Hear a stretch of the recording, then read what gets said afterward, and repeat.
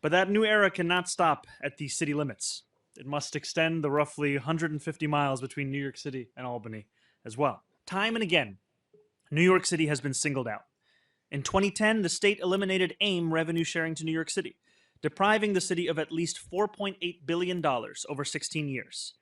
We are the only eligible municipality in our state that receives nothing. Are you familiar with the only NFL team in New York? That is I am technically familiar. familiar. Could you answer that? Who that is? Yes, technically, there's one NFL team that plays in the state of New York, and that is the Buffalo Bills. Thank you very much. Okay. How do you plan on ensuring that while increasing the taxes on people, you're not affecting the surrounding regions to fill the gaps that you claim are in New York City? So thank you for the question. And I think the first thing to make clear is when we've spoken about increasing personal income taxes on the top 1%, we're speaking about New Yorkers who make $1 million or more. We're also speaking about those who live in New York City specifically. Would you rather have terrible, nutritious food that the kids throw away or delicious, nourishing food that they love to eat? Wow. We spent $360 million on school food last year. We did a lot of prep for today.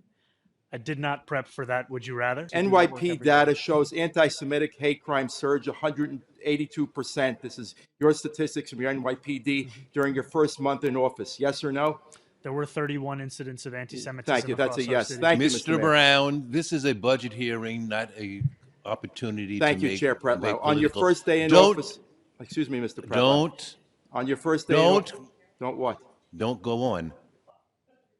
This is a budget hearing. Once the honeymoon is over, which I think you've just felt, you may well prefer 3 minutes to 10. Speaking of which, it's mid-February.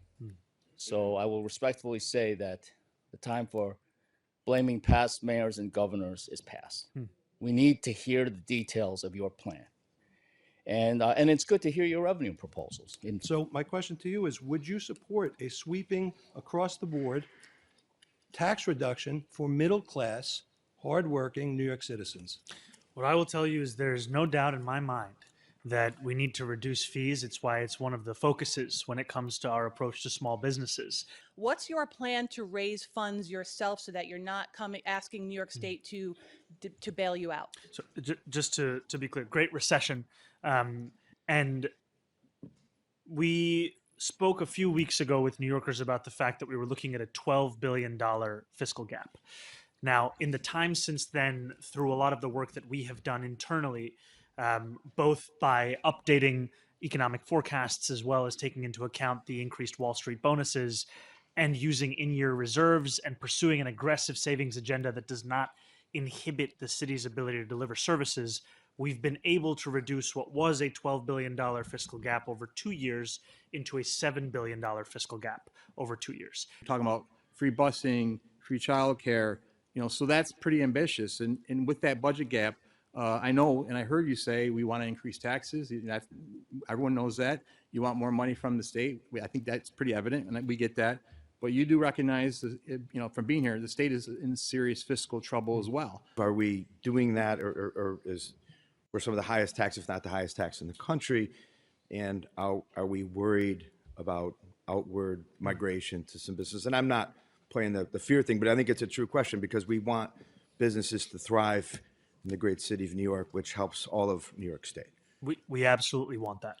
And what I will tell you is that when I have sat with business leaders, what they've also told me is that the inability for the city to provide services like universal childcare has then made those responsibilities private responsibilities. What can we do in the state budget to specifically to reduce this massive inequality so that working New Yorkers can have what they need to live dignified lives?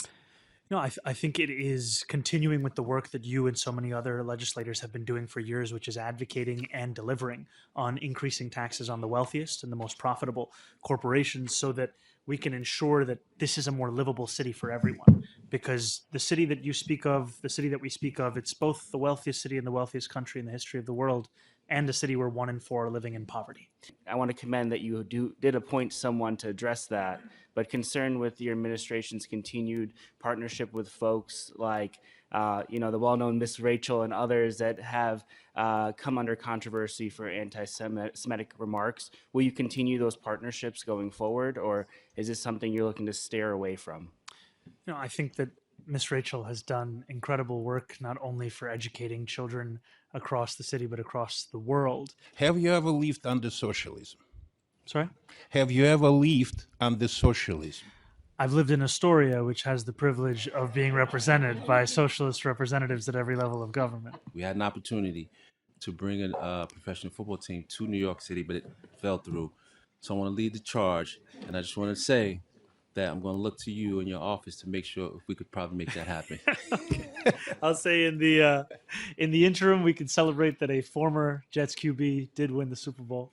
That's right. As we wait for that moment. We have business leaders in the city from Long Island who are worried that some of your policies will increase operational costs.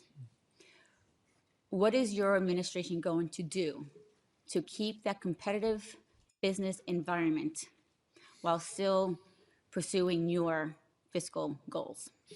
There are a number of things, I would say. The first is that we want to make sure we make it a city where it is incredibly easy, not only to open a business, but frankly, to keep that business open. I appreciate all of the chairs, all of the members. The preliminary budget that we've spoken about will be released on February 17th. Also happens to be the first day of Ramadan. So we brought some dates, which is how we break fast for Ramadan. I'll just come out and share some with you all.